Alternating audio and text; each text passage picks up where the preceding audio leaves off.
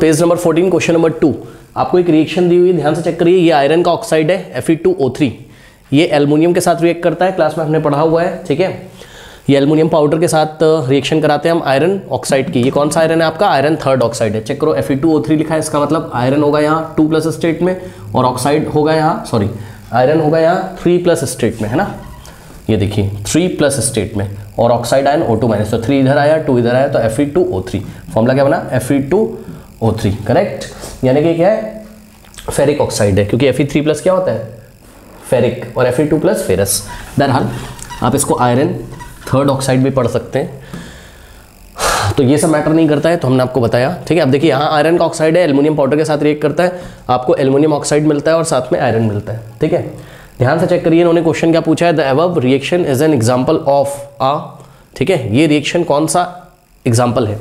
तो यहाँ देखिए बच्चों 4 ऑप्शन दिए हुए हैं। सबसे पहले तो आपको मैं ये बताना चाहता हूँ, ये रिडॉक्स का भी एग्जाम्पल है, चेक कर लो। रिडॉक्स का कैसे है? देखो Fe2O3, आयरन का जो ऑक्साइड है वो आयरन में चेंज हो रहा है, ठीक है। तो आयरन का जो ऑक्साइड है वो आयरन में चेंज हो रहा है, तो आयरन ऑक्साइड का रिडक्शन हो रहा है, क्योंकि यहाँ से ऑक्सीजन निकल जा रहा है, एल्युमिनियम में ऑक्सीजन ऐड हो रहा है, एल्युमिनियम ऑक्साइड बन रहा है, इसलिए एल्युमिनियम ऑक्सीडाइज हो जा रहा है, ठीक है। तो यहाँ हो रहा है आपका रिडक्शन और ये हो रहा है आपका ऑक्सीडेशन। बट यहाँ पर आपको ऑप्शन में बच्चों रिडक्शन रिएक्शन या ऑक्सीडेशन रिएक्शन कहीं ऑप्शन में नहीं दिया है, प्लस आपको रिडॉक्स भी नहीं दिया है। हमें पता है जब भी रिडक्शन होगा तो ऑक्सीडेशन होगा, जब भी ऑक्सीडेशन होगा तो रिडक्शन होगा, ठीक है ना। यानी कि रिडॉक्स अगर ऑप्शन में दिया होता तो हम टिक लगा सकते थे, तो रिडॉक्स तो गया, ये ध्यान रखिएगा, क्योंकि कुछ बच्चे देखते ही बोलते हैं सर रिडॉक्स का एग्जाम्पल है। हाँ सही कह रहे हो आप, रिडॉक्स का एग्जाम्पल तो है ही, बट रिडॉक्स बच्चों यहाँ ऑप्शन में आपको दिया नहीं हुआ है। तो आइए देखते हैं ऑप्शन में क्या क्या दिया हुआ है, उसी में से हमें यहाँ पे सेलेक्ट करना है। तो ऑप्शन ए कह रहा कॉम्बिनेशन रिएक्शन। स्टूडेंट्स क्या ये कॉम्बिनेशन रिएक्शन है? बताइए। कॉम्बिनेशन रिएक्शन में क्या होता था? 2 या 2 से ज़्यादा कंपाउंड कंबाइन होकर एक सिंगल कंपाउंड बनाते थे। यहाँ पर ध्यान से चेक करिए, 2 कंपाउंड यहाँ पर कंबाइंड तो है। कंपाउंड का मतलब ये तो चलो कंपाउंड नहीं है, ये एलिमेंटल स्टेट में, कोई बात नहीं।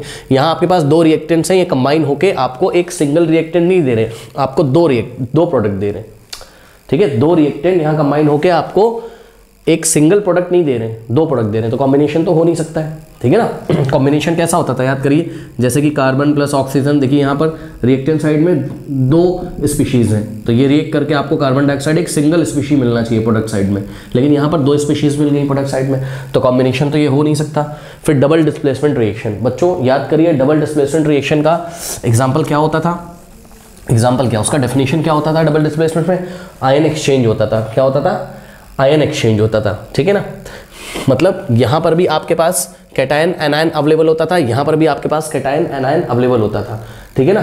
तो यहाँ पर तो ऐसा नहीं है, ध्यान से चेक करो भाई, आपको Fe2O3 की तरफ से क्या मिलेगा? Fe3+ और O2-, ठीक है। बट एल्युमिनियम की तरफ से अगर आप आयन बनाओगे तो ओनली Al3+ मिलेगा ना। यहाँ पे देखिए कैटायन भी, कैटायन मतलब पॉजिटिव आयन भी अवेलेबल है, यहाँ पर नेगेटिव आयन भी अवेलेबल है, ठीक है ना। लेकिन ये देखिए, ये जो दूसरा वाला आपका स्पीशी है एल्युमिनियम जो आपने लिया, उसमें ओनली आपको कैटायन मिलेगा, नो एनायन, नेगेटिव आयन तो है नहीं यहाँ पर। और डबल डिस्प्लेसमेंट में क्या होता था याद करो, यहाँ वाला कैटायन एनायन से ऐड होता था और यहाँ वाला कैटायन यहाँ वाले एनायन से ऐड हो जाता था, यही होता था आयन एक्सचेंज, ठीक है ना। लेकिन प्रॉब्लम क्या है, ये जो सेकंड स्पीशी लिया है इसमें तो एनायन ही नहीं है, ठीक है, तो आयन एक्सचेंज नहीं हो पाएगा, तो डबल डिस्प्लेसमेंट का भी एग्जाम्पल नहीं हो सकता, ठीक है ना। तो डबल डिस्प्लेसमेंट का भी एग्जाम्पल नहीं हो सकता। आगे बढ़ते हैं, डीकम्पोजिशन रिएक्शन।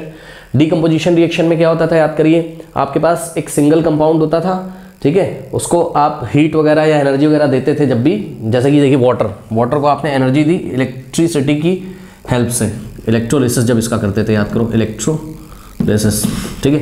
तो आपको क्या मिलता था यहाँ पर? आपको मिलता था H2+ O2, याद है। तो ये देखिए एक सिंगल कंपाउंड 2 या 2 से ज़्यादा स्पीशीज़ में या कंपाउंड्स में ब्रेक हो जाता था, इसको हम डीकम्पोजिशन बोलते थे। यहाँ तो ऐसा है नहीं, चेक करो रिएक्टेंट साइड में आपके पास 2 स्पीशीज़ हैं, सिंगल स्पीशी नहीं है, तो ये डीकम्पोजिशन भी नहीं हो सकता। अब बचा क्या? डिस्प्लेसमेंट रिएक्शन बचा है बस, तो option D is the correct option. एक तो करेक्ट हो गई, है ना। अब डिस्प्लेसमेंट कैसे चेक करो जरा, यहाँ पे एल्युमिनियम ने क्या किया है, aluminium is more reactive than iron, तो एल्युमिनियम ने आयरन ऑक्साइड में से आयरन को क्या किया? डिस्प्लेस कर दिया। चेक करो ये एल्युमिनियम कहाँ लग गया जाके? आयरन की जगह। एल्युमिनियम कहाँ लग गया जाके? आयरन की जगह। तो पहले Fe2O3 था, अब Fe2 की जगह Al2 आ गया, Al2O3 हो गया, और आयरन यहाँ से ऐसा बाहर हो गया। तो aluminium is more reactive than iron, that's why aluminium displaces iron from its oxide. Aluminium iron के ऑक्साइड में से आयरन को डिस्प्लेस कर देता है, इसलिए डिस्प्लेसमेंट रिएक्शन का ये एग्जांपल है। ओके, कर लीजिए।